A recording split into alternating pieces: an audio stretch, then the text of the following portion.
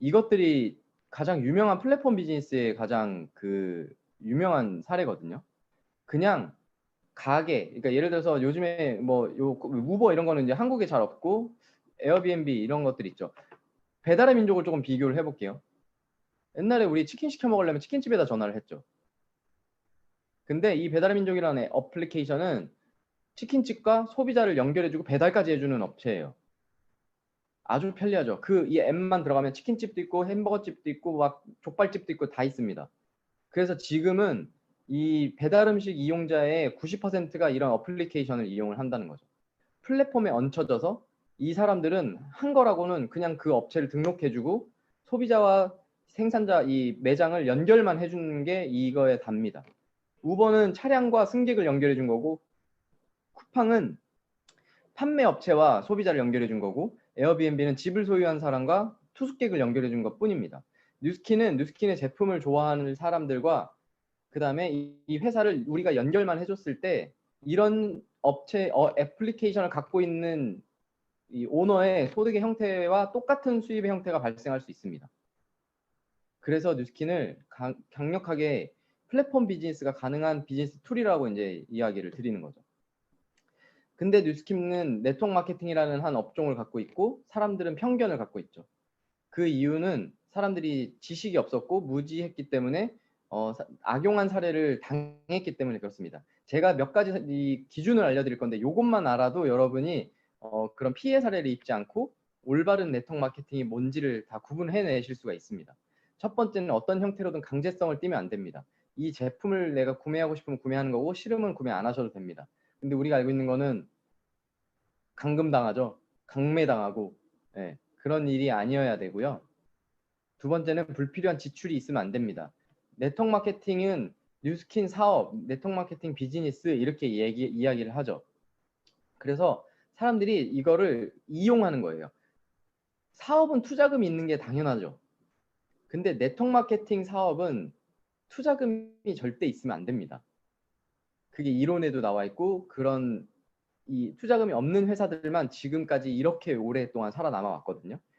그래서 여러분들이 그런데 착각하지 않으시면 좋을 것 같아요. 10만 원짜리 원가 제품을 250만 원에 그 제품을 판매를 합니다. 그리고 당신은 가입비를 낸 게 아니라고 이야기를 하고 이 250만 원치 제품을 살 사람 2명, 3명씩을 찾으면 당신은 빠르게 성공할 수 있고 부자가 될 수 있다고.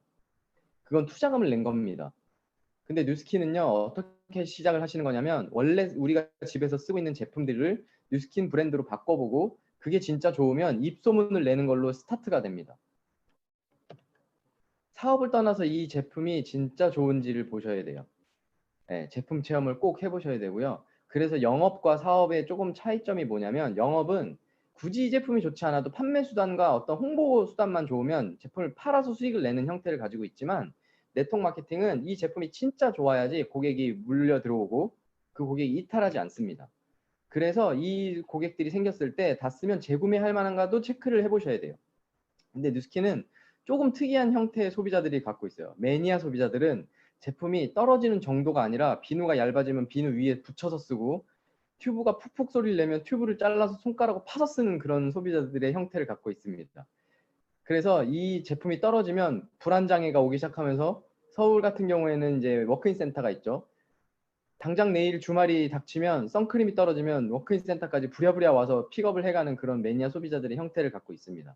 만약에 뉴스킨 제품이 다른 곳에서 있었다면 다른 곳에서 사서 쓸 수도 있죠. 하지만 이 제품이 진짜 남에게 권해줄 만한가는 이 세 가지 기준을 만족하면 다 만족할 수 있을 것 같고요. 어디에도 없는 혁신적인 제품이어야 됩니다.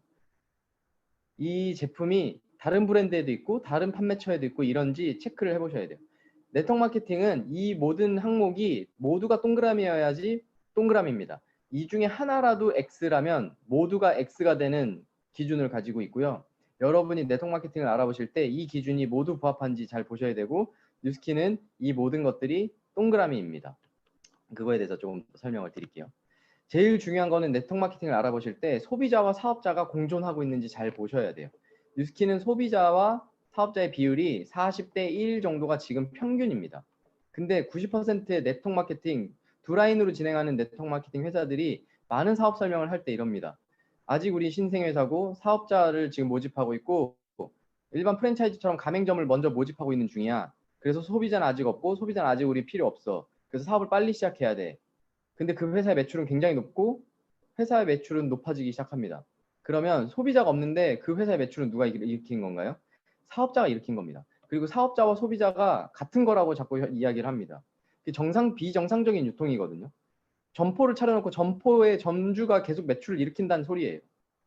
근데 정상적인 유통이라고 하는 거는 점포를 차렸으면 사업자가 실제적인 소비자가 있기 때문에 이 사업자라는 사람들은 돈을 버는 거고 소비자는 그 제품을 구매하면서 만족도를 높이고 그 제품을 통해서 그런 소비 만족을 느끼는 게 정상적인 유통이라고 합니다.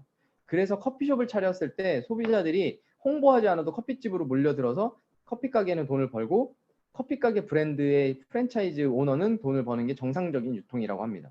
네트워크 마케팅도 똑같은 구조를 가지고 있고요. 근데 네트워크 마케팅 사업이라고 하면서 가맹점 모집 이런 1대1의 비율을 갖고 있는 회사인지 잘 보셔야 되고 공정거래위원 사이트 가시면 다 조금만 들여다보면 분석하실 수가 있습니다. 네트워크 마케팅은 회사 또 보셔야 돼요. 뉴스키는 1984년에 설립된 저보다 한 살 형인 회사예요. 네, 이러이러한 타이틀을 가지고 있고요. 요거는 이제 회사에 대한 검색은 여러분들이 찾아보시면 두 눈으로 확인할 수 있는 창고가 많으니까 오늘 제가 디테일한 설명은 드리지는 않을게요. 그냥 한번 쭉 읽어보시고요. 기업평가 1등급, 2등급을 계속 왔다 갔다 하면서 받고 있는데 이 신용평가 등급은 전 세계 기업들을 평가하는 그 기준의 1등급, 2등급입니다.